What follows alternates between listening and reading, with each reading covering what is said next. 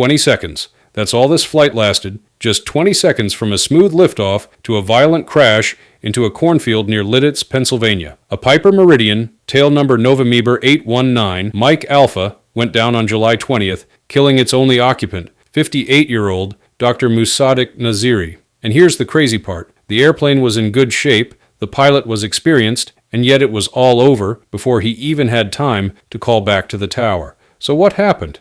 Let's dig into the preliminary findings and see what we can learn.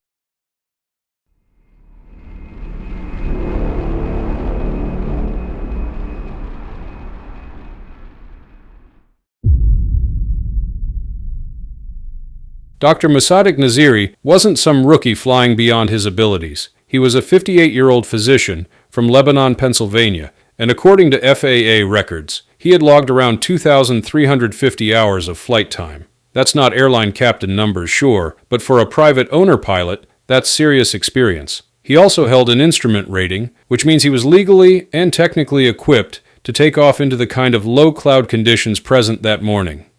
The airplane he was flying, the Piper PA 46500 TP Meridian, is a single-engine turboprop that's highly capable and designed for exactly this type of IFR flying. This one was relatively new, built in 2015, only about 1,336 hours on the airframe, and it had passed its annual inspection just a few months earlier in March 2025. On the morning of the accident, line service topped it off with about 74 gallons of Jet A, bringing the total fuel on board to roughly 170 gallons. In other words, this was a clean, fueled, pressurized, turbine-powered airplane, ready to go. The plan was a short IFR hop from Lancaster up to State College. Nothing unusual about that. And the pilot didn't appear rushed. Airport surveillance even shows him doing a quick pre-flight inspection before starting up. On paper, everything lined up. Experienced pilot, well-maintained airplane, and a reasonable mission, which makes the next 20 seconds extremely frustrating to look at. So here's how it went down. After startup, Dr. Nazeeri got his IFR clearance, read it back correctly, and taxied out to runway 8 at Lancaster. The tower initially told him to hold short while they waited for release, and about 3 minutes later, he was cleared for takeoff with instructions for a left turn on course. But, this is worth pointing out, there was no readback of that final takeoff clearance. Was that just because of timing, or was he already task-saturated in the cockpit? We don't know, but it's a detail worth noting. From there, things looked completely normal. Surveillance cameras caught the Meridian lining up and rolling down the runway. A DSB data shows the airplane accelerated to about 136 knots and lifted off smoothly. The climb was standard, about 650 feet above sea level, which is roughly 250 feet above the ground at Lancaster. Everything looked fine until it didn't. Because right then, almost instantly, the airplane pitched nose down and started descending at an alarming rate, around 1,600 feet per minute. That's not a subtle deviation, that's a full-on dive. And just 9 seconds later, the aircraft slammed into a cornfield a quarter-mile beyond the runway. The descent angle? About 39 degrees, with the left wing slightly low. That's a steep, aggressive impact profile. The wreckage told the same story. The propeller showed clear rotational damage, so the engine was producing power. The fuselage was crushed forward from impact forces, and fuel was spread across the cornfield. In other words, this wasn't a flameout or a simple engine failure. The airplane was alive and flying, and then suddenly, it wasn't. That's the real mystery here, and the part investigators now have to unravel. Now let's talk about the environment that morning, because it matters a lot. The weather at Lancaster wasn't terrible by IFR standards, but it was tricky. We're talking broken clouds at just 400 and 900 feet above the ground, mist reducing visibility to 5 miles, and almost no wind. On paper, that's flyable. But here's the real problem. With clouds that low, the pilot would have had maybe a few seconds of outside visual reference before punching straight into the soup. That's what makes this phase of flight so unforgiving. You transition almost immediately from runway lights to instruments only. And that's where the human factors kick in. During takeoff, your body gets hit with strong forward acceleration. and your inner ear can play a nasty trick called the somatographic illusion. It basically tells your brain you're pitched up way more than you actually are. Some pilots, even experienced ones, instinctively push forward on the controls to counter what they feel, not what the instruments show. Combine that with climbing through a cloud deck at 250 feet AGL, and there's virtually no margin to recover from a wrong control input. Add to that the workload. Single-pilot IFR takeoffs are brutal. You're at full power, scanning instruments, watching airspeed, managing climb, thinking about initial headings, all while waiting for ATC instructions. It's a high-stress environment where one distraction or wrong sensation can snowball in seconds.